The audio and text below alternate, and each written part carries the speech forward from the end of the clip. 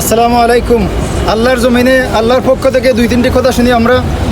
প্রথমত সালাম দিবেন, একে অপরকে সালাম দিলে পরস্পরের মহব্বত সৃষ্টি হয়।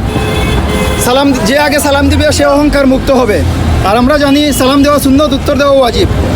চেষ্টা করবেন সবসময় অসহায় বঞ্চিত গরিব মানুষকে সালাম দেওয়া। আজকের পর থেকে আপনি চেষ্টা করবেন একজন রিক্সা চালক ভাইকে সালাম দিলে দেখবেন মন পরিষ্কার হয়ে যাবে। দ্বিতীয়ত হচ্ছে কখনো মিথ্যা বলা যাবে না। আমরা সবাই জানি মিথ্যা বলা গুনাহ, কিন্তু মিথ্যা বলা কবিরা গুনার সমতুল্য, এটা হয়তো আমরা সবাই জানি না। একটা মিথ্যার জন্য 100টা মিথ্যা আমাদের বলতে হয়। তো আজকে থেকে মিথ্যা পরিহার করবো ইনশাআল্লাহ। তৃতীয়ত হচ্ছে কখনো সালাত পরিত্যাগ করা যাবে না।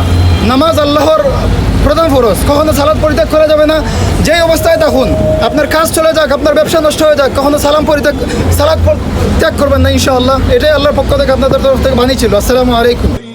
عرش الأعاجم بالخيل عرش الأعاجم طول الصوارم كي تسترد المظالم.